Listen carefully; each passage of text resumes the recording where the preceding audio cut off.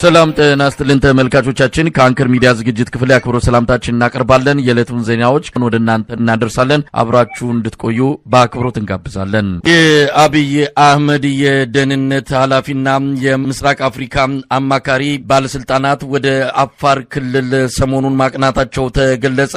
ከአሰብ ወደብ 35 ኪሎ ሜትር በሚገኝ የኢትዮጵያ የጠረፍ አካባቢ መታየታቸው ነው በፎቶግራፍ ጭምር ተደግፎ የወጣው መረጃ የሚያመለክተው። በአፋር ክልል በአሰብ ወደብ አቅራቢያ የአብይ አህመድ ባለስልጣናት የተገኙት የአሰብን ወደብ በኃይል ለመያዝ እየተዘጋጀ መሆኑን በተመለከተ መረጃዎች ጠንክረው እየወጡ ባለበት ጊዜ ነው። በሌላ በኩል የቀይ ባህር አፋር ነጻ አውጪ ሰራዊት እንቅስቃሴ ማድረጉን እያስታወቀ ነው። በአብይ አህመድ የሚደገፈው ይህ ነጻ አውጪ ሰራዊት ሰሞኑንም ሰራዊት ማስመረቁን አስታውቋል። የደህንነት ኃላፊው ሬድዋን ሁሴንና የምስራቅ አፍሪካ የጠቅላይ ሚኒስትሩ አማካሪ ጌታቸው ረዳ ወደ አፋር ክልል አሰብ ወደብ አቅራቢያ የሄዱበት ምክንያት በግልጽ የታወቀ ነገር የለም። ጦርነቱ በሁለቱ ሀገራት መካከል ሊቀሰቀስ ይችላል የሚለው ግምት ተጠናክሮም እየተሰማ ይገኛል።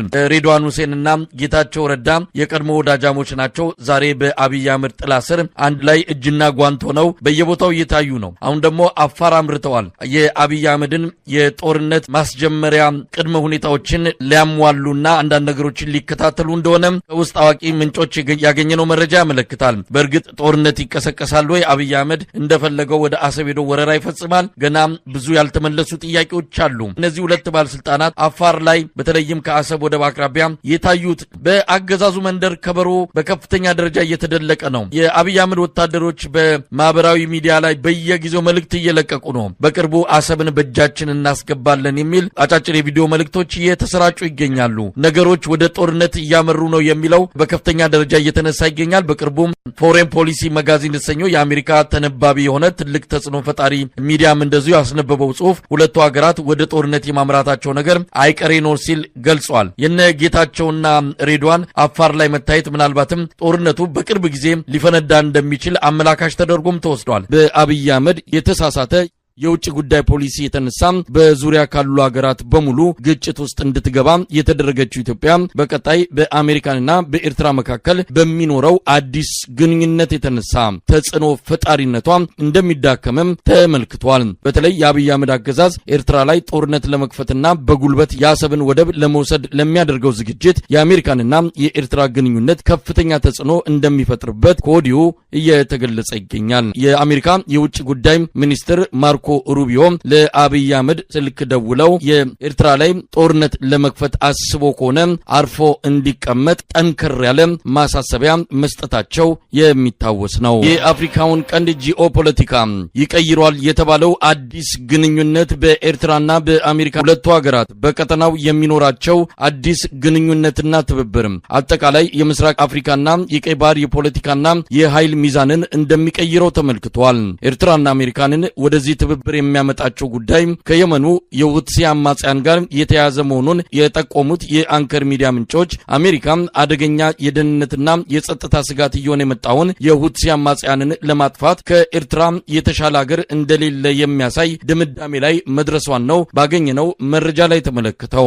በአሜሪካ መንግስት ከፍተኛ ትኩረት የተሰጠው የሁቲ አማጽያን የባህር ላይ ጥቃት ማስቆም የሚቻለው የኤርትራ መንግስትን አጋር በማድረግ እንደሆነ ከአቋም ላይ መደረሱን ለዚህም ከወዲሁ ንግግር መጀመሩንና ምናልባትም በቅርቡ የቀጠናውን ጂኦፖለቲካ የሚቀይር ስምምነት በአሜሪካንና በኤርትራ መካከል ሊፈጸም እንደሚችል ነው ከዲፕሎማቲክ ማህበረሰብ አባላት የተገኘው መረጃ የሚያመለክተው። በከፍተኛ የወታደራዊና የፖለቲካ ባለስልጣናት የሚመራው የሁለቱ ሀገራት ውይይት በሚስጥር ተይዞ እየተካሄደ ነውም ተብሏል። የሁቲ አማጽያን በኢራን የሚደገፉና የዓለም የዕቃ መርከቦች ዝውውር የሚካሄድበትን የባህር መስመር በማወቅ ለምዕራቡ ዓለም በተለይም ለአሜሪካን ትልቅ ስጋት የደቀነ የሽብር ቡድን ሲሆን አሜሪካም ይህንኑ ቡድን ለማጥፋት ተደጋጋሚ የሚሳኤልና የድሮን ጥቃት ብትፈጽምም ሙሉ በሙሉ ሊሳካላት እንዳልቻለ ይነገራል።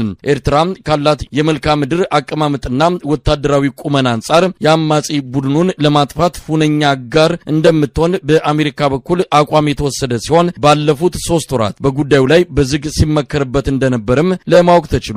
በቅርቡ የአሜሪካው ፕሬዝዳንት ዶናልድ ትራምፕ ለኤርትራው ፕሬዝዳንት ፕሬዝዳንት ኢሳያስ አፈወርቂ የላኩት ደብዳቤም የዚሁ ግንኙነትና ትብብር አካል እንደሆነ የሚገልጹት የዲፕሎማቲክ ማህበረሰብ አባላት የሁለቱ ሀገራት የዘመናት የሻከረ ግንኙነት በተለይ ፕሬዝዳንት ትራምፕ ስልጣን ከያዙ ወዲህ እየተሻሻለ መምጣቱን ይናገራሉ። ፕሬዝዳንት ትራምፕ በደብዳቤያቸው የሁለቱ ሀገራት ግንኙነትን ለማሻሻል አስተዳደራቸው እርምጃዎችን እንደሚወስድ ቃል የገቡ ሲሆን በቀጣይ የቀጠናውን የጂኦፖለቲካ አቅጣጫ ይቀይራል የተባለው ንግግርም ይህንኑ ደብዳቤ ተከትሎ በተጠናከረ መስመር ላይ መቀጠሉን ነው የሚነገረው።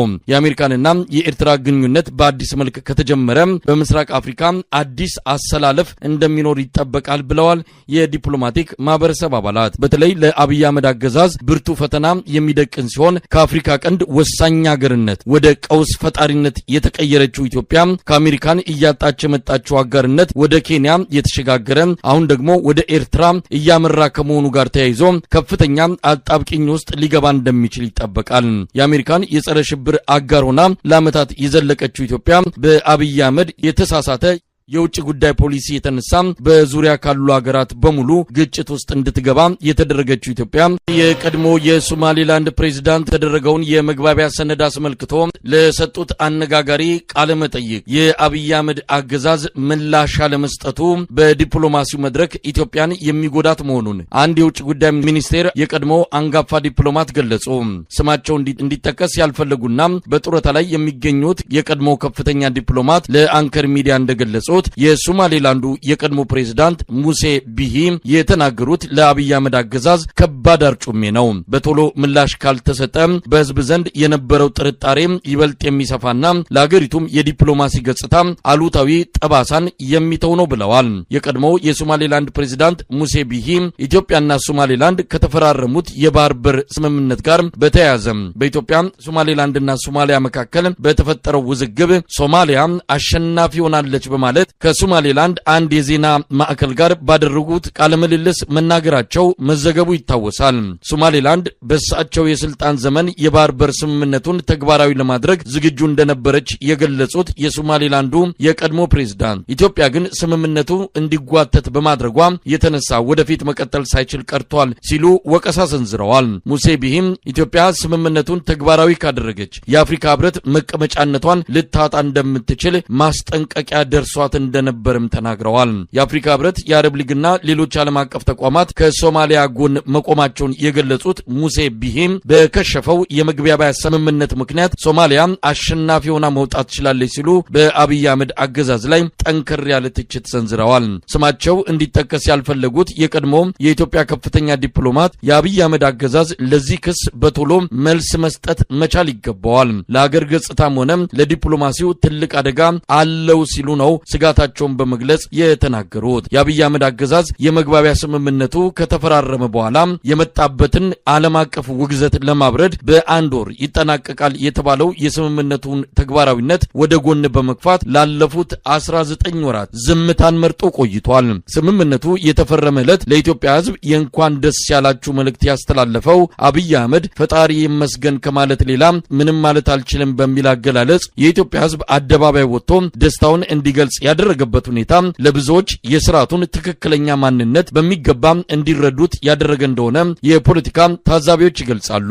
የተባበሩት አረብ ኤሚሬትስን ፍላጎት ለማስፈጸም ቅጥረኛ ሆኖ እየሰራ የሚገኘው የአብይ አህመድ አገዛዝ የሶማሌላንዱ የመግባቢያ ስምምነትም ከኢትዮጵያ ይልቅ ለሌላ ሀገር ጥቅም የተደረገ መሆኑን የሚገልጹት የፖለቲካ ታዛቢዎች አሁንም የአሰብን ወደብ በጉልበት ለመውሰድ የሚደረገው ሰሞንኛ እንቅስቃሴ ዳግም ለኢትዮጵያ የዲፕሎማሲና የፖለቲካ ኪሳራ የሚያስከትልባት እንደሆነ ይገልጻሉ።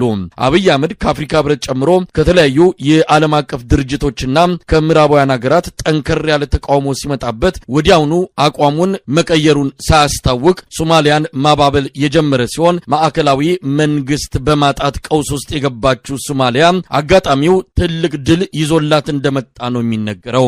የቀድሞው የሶማሌላንድ ፕሬዝዳንትም ይህንኑ በማረጋገጥ የአብይ አህመድ አገዛዝ በዘፈቀደ የገባበት ሂደት ምን ያህል ዋጋ እንዳስከፈለ ሙሴ በሂ በተዘዋዋሪ መግለጻቸው ተመልክቷል። ኢትዮጵያ የአፍሪካ ህብረት መቀመጫነቷን ልታጣ ከጫፍ የደረሰችበት የሶማሌላንዱ የመግባቢያ ሰነድ ሊሳካ እንደማይችል ኢትዮጵያን ለከፍተኛ የዲፕሎማሲና የደህንነት አደጋ ሊያጋልጣት እንደሚችል ስጋቱ በስፋት እየተነሳ ለአብይ አህመድ ቢገለጽለትም ሁሉንም ምክሮችና አስተያየቶች ወደ ጎን በመግፋት ኢትዮጵያ ከቀጠናው ሀገራት ጋር ለገባችበት ዘርፈ ብዙ ቀውሶች አንዱ ምክንያት ሆኖ መገኘቱን ነው የፖለቲካ ታዛቢዎች የሚገልጹት። የአብይ አህመድ አገዛዝ አሁንም ድረስ በይፋ የሶማሌላንዱ የመግባቢያ ሰነድ ላይ ምን አቋም እንደያዘ የገለጸው ነገር የለም። የቀድሞ ዲፕሎማት እንደሚሰጉት ኢትዮጵያ ከሶማሌላንድም ሳትሆን ከሁለቱም ወገኖች የተጋጨችበትን የመግባቢያ ሰነድ የተመለከተ ግልጽ ምላሽ ካልተሰጠ ኪሳራው የበለጠ ኢትዮጵያን ይጎዳታል። በአማራ ክልል እየተካሄደ ያሉ የህልውና ተጋድሎችን በተመለከተ በወሎ አሁንም በተጠናከረ ሁኔታ በአገዛዙ ሰራዊት ላይ የሚደረገው ጥቃት እንደቀጠለ ነው። የአገዛዙ ሰራዊት በምርኮና በራሳቸው ጊዜ እጅ በመስጠት ከፍተኛ ቁጥር ያለው የአብይ አህመድ ሰራዊት ወደ ፋኖ መግባቱ እየተነገረ ነው። በሌላ በኩል የድሮን ጥቃት የተፈጸመም ይገኛል። በወሎና በጎጃም በተፈጸመ የድሮን ጥቃት ሰላማዊ ዜጎች መሞታቸውም እንደዚሁ ተመልክቷል። በአማራ ክልል ስላለው ወቅታዊ ሁኔታ የተመለከተ ዘገባ ዓለም አቀፍ ተቋማትም እያቀረቡ ነው። የጀርመን ድምጽ ሬዲዮ ሰሞኑን እንደዘገበው በበርካታ አካባቢዎች ፋኖች የበላይነት እንደያዙና በርከት ያሉ አካባቢዎችንም መቆጣጠራቸውን የተመለከተ ሰፋ ያለ ዘገባ አቅርበዋል። የብልጽግና መንግስት ቃል አቀባይ ዜናውን በማስተባበል ፋኖች የሚያደርጉትን ግስጋሴ አስተባብለዋል። እንግዲህ በሰፋ ባለ መልኩ ነው የሰሞኑን የአውደ ውጊያ ውሎችን በዝርዝር የገለጽክልን። የአብይ አህመድ አገዛዝ ይህን ያህል መጠነ ሰፊ ወታደራዊ እንቅስቃሴዎች በሚደረግበት በሰሜኑ የኢትዮጵያ በተለይ በወሎና ጎንደር በጎጃም ያለውን ሁኔታ በተመለከተ ከማይደብቅበት ደረጃ የደረሰ ይመስላል። የጀርመን ድምጽ ሬዲዮ የዘገበው ምናልባትም የፋኖች የጥቃት አድማስ እየሰፋ መምጣቱን ከተሞች መቆጣጠራቸው በትክክልም በገለልተኛ ሚዲያዎች በሚባሉት ጀርመን ድምጽ ሬዲዮ ጭምር እየተረጋገጠ መምጣቱ የአብይ አህመድ አገዛዝ የኢትዮጵያን ሕዝብ እያደናገረ የፋኖችን አለመኖር ለመግለጽ በሚል የሚጠቀማቸውን የተለያዩ ትርክቶችን ከዚህ በኋላ የሚቀበለው ሊኖር እንደማይችል በሚገባ የታየበት አጋጣሚ ነው ማለት እንችላለን። በኦሮሚያ ክልል በበርካታ አካባቢዎች ዳግም ጦርነት አገርሽቷል። የኦሮሞ ነጻነት ሰራዊት የቁርጠኝነት ትግል በሚል መሪ ቃል የማጥቃት እርምጃ እየወሰደ ይገኛል። በአዳ በርጋ በሚገኘው የአብይ አህመድ ሰራዊት የ18ኛ ክፍለ ጦር 5ኛ ሬጅመንትን ሙሉ በሙሉ መደምሰሱንም አስታውቋል። የኦሮሞ ነጻነት ሰራዊት ግስጋሴ ከሰሞኑ የተጠናከረው ለምን ይሆን? ወደ ጅቡቲ በተዘረጋው የባቡር መስመር ላይ ኢላማ ያደረጉት ጥቃት በመፈጸም ላይ መሆኑን የኦሮሞ ነጻነት ሰራዊት ያስታወቀው ከሰሞኑ ነው። የጅቡቲው መስመር መስተጓጎል እንደገጠመው የነጻ አውጪ ሰራዊቱ ሰሞኑን ባሰራጨው መረጃ ይፋ አድርጓል። ኦላ በሚል ምህጻረ ቃል የሚታወቀው የኦሮሞ ነጻነት ሰራዊት የባቡሩን መስመር በመቁረጥ የአገዛዙን የኢኮኖሚ አቅም ማዳከም በሚቻልበት ሁኔታ ላይ ያነጣጠረ ኦፕሬሽን እያካሄደ መሆኑን በመግለጽ ላይ ይገኛል። ይህ በእንዲህ እንዳለም የኦሮሞ ነጻነት ሰራዊት ጫንጮ የሚገኘውን የአብይ አህመድ ሰራዊት ወታደራዊ ካምፕ ላይ ጥቃት ሰንዝሮ ከፍተኛ ጉዳት ማድረሱን የሚያስታወቀው ሰሞኑን ነው። የቁርጠኝነት ትግል በሚል ስያሜ ከቀናት በፊት ይፋ በተደረገው የኦሮሞ ነጻነት ሰራዊት ልዩ ኦፕሬሽን ምስራቅና ሰሜን ሸዋ ቀጠናዎች ላይ ውጊያዎቹ ማገርሸታቸውን ያገኘነው መረጃም ያመለክታል። የኦሮሞ ነጻነት ሰራዊት በኤክስ ገጹ ላይ እንዳስታወቀው ከአብይ አህመድ ጦር ጋር በወለጋና በጉጂ ቀጠናዎች ውጊያዎች እየተካሄዱ ይገኛሉ። በጉጂ ማረሚያ ቤትን ሰብሮ እስረኞችን ማስለቀቁንም አስታውቋል። በወለጋም በጉሊሶ፣ በምስራቅ ወለጋ በጉቶ ጊዳ፣ በሲፑ ሴራና ገሊላ፣ በምስራቅ ሸዋ በዱከም፣ በቦሳቲም፣ በአዳማ የፍጥነት መንገድ ዙሪያ፣ በዶኒ ሲፋ፣ ቦሌ፣ በመታራ ስኳር ፋብሪካ ባለው ወታደራዊ ካምፕና በአዋሽ ፓርክ፣ በጉጂ፣ በምዕራብ ጉጂ፣ በምስራቅ አርሲ፣ ዝዋይ ዱግዳና አዳሬ ከተሞች ውጊያዎች እየተደረጉ መሆኑን የኦሮሞ ነጻነት ሰራዊት አስታውቋል። የቁርጠኝነት ትግል በሚል በሚጠራው የኦሮሞ ነጻነት ሰራዊት ልዩ ኦፕሬሽን በርካታም የአብይ አህመድ ወታደሮች ከጥቅም ውጪ መሆናቸውን የቡድን መሳሪያዎች መማረካቸውንም የነጻነት ሰራዊቱ ባሰራጨው መረጃ ላይ አመልክቷል። የኦሮሞ ነጻነት ሰራዊት ግስጋሴ ሰሞኑን የተጠናከረው ለምንድን ነው? አቶ ለሚ የኦሮሞ ነጻነት ሰራዊት ግስጋሴ እስከየት ሊዘልቅ ይችላል? በእነዚህና በሌሎች ጉዳዮች ላይ አነጋግሬያቸዋለሁ። አመሰግናለሁ አቶ ለሚ ታየፊዳ። ሰሞኑን የኦሮሞ ነጻነት ሰራዊት መጠነ ሰፊ የማጥቃት እንቅስቃሴ እያደረገ ይገኛል። በተለይም ባለፈው ሳምንት ጀምሮ የቁርጠኝነት ትግል በሚል መሪ ቃል በተለያዩ የኦሮሚያ ክልል አካባቢዎች ጥቃት ያከናወነ እንዳለ ነው የሰማነው። እስቲ ከቅርብ ጊዜውን ጀምር ውጊያ እንደነበረን የተነገረው አንድ ሬጅመንት ሙሉ እንደተደመሰሰ ነው የሰማነው። እስቲ ምንድነው የተፈጠረው? ስለጋበዝከኝ አመሰግናለሁ መሳይ። ኦሮሚያ ክልል ዛሬ ብቻ ሳይሆን ሰሞኑን በጣም ጠንካራ ውጊያዎች የተደረጉ ስፔሻሊ መንግስት ኦሮሞ ነጻነት ግንባር ወደ ሰላማዊ ትግል ተመልሷል፣ ከአሁን በኋላ ምንም ማድረግ አይችሉም፣ ከአሁን በኋላ የትም ማድረስ አይችሉም ብሎ በጣም ለአንድ ሳምንት በጣም በፕሮፓጋንዳ ሚዲያዎችን ሁሉ ሲያውቁ ስለነበር ያ እውነታውን ማሳየት ኦሮሞ ነጻነት ግንባር እንዳለ በትግሉ እንደሚቀጥልና ምንም ለውጥ ማምጣት እንደማይችል በሰላም እጅ ሰጥተው ገብተዋል የሚሉት ምንም ነገር ውጤታማ ሊያደርጋቸው እንዳልቻለ እና ኦሮሞ ነጻነት ግንባር ትግሉን ቀጥሎ እንዳለ ነው። እሱም ለማሳየት ነው። ሁለተኛው ደግሞ ፕሮግራማቸውን ከጠይቄን ከተረዳ ነው ጀምርና ፕሮግራሙ በሱ ምክንያት ብቻ ሳይሆን ነበረ ላልነበራቸው በዚህ ወር ውስጥ ከባድ ማጥቃት ለማድረስ እቅድ ያላቸው ያው የእቅዱ አካል ነው ማለት ነው። ስፔሻሊ ማዕከላዊ ኢዝ ላይ ብልጽግና ፓርቲዎች፣ ብልጽግና ካድሬዎች ኦሮሞ ነጻነት ግንባር እጅ ሰጥተዋል ብሎ ፕሮፓጋንዳ ሲያደርጉ ስለነበር ትግሉንም አቅጣጫ ትኩረታቸውንም ማዕከላዊ ኢዝ ላይ ያደረጉት እነዛ ነው። ይህንን ሁሉ ኃይለኛ ጦርነት እያካሄደ ያለው የኦሮሞ ነጻነት ግንባር ማዕከላዊ ኢዝ ነው ማለት ነው። አቶ ለሚ እንግዲህ አራት የሰሞኑን ጦርነት አውደ ውጊያ ውሎችን እስቲ መልከታቸው። አንደኛ አዲስ አበባ 7 ኪሎ ሜትር ርቀት ዱከም ድረስ ዘልቀው አንዳንድ ተቋማት ላይ ያደረሱት ጥቃት ነው። ከዛም ጫንጮ የሚገኘውን አንድ ወታደራዊ ካምፕ እንደዚሁ ከፍተኛ ኪሳራ ወይም ጉዳት አድርሰዋል። የጅቡቲ መስመር የባቡር መስመሩ ላይ እንደዚሁ መስተጓጎል መፍጠር መቻሉን በመግለጽም እንደዚሁ የኦሮሞ ነጻነት ሰራዊት መግለጫ አውጥቷል። ዛሬ ደግሞ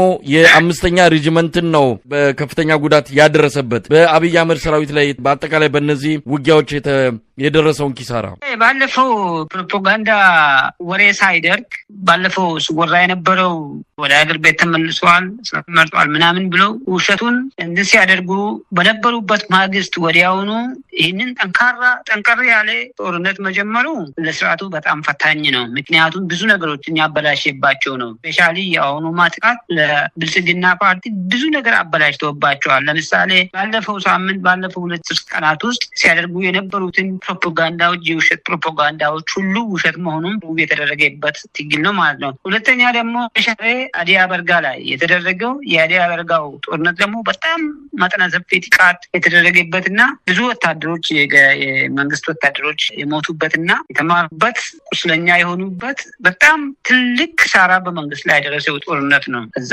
መረጃ እንደደረሰን ማለት ነው። ስለዚህ ይህ አሁን በፕሮግራማቸውም ከዚህ በፊት እንደነገሩን ፕሮግራም አድርገው ሲንቀሳቀሱ እንደነበሩት አሁን ጣጫቸውን ሁሉ አሁን ወደ አዲስ አበባ የመግባት እንደዚህ የመግባት ዓላማ ይዘው እየተንቀሳቀሱ ያለ መሆኑንና ኦሮሞ ነጻነት ግንባር በጣም ጠንካራ አደረጃጀት ላይ ያለው በመሳሪያ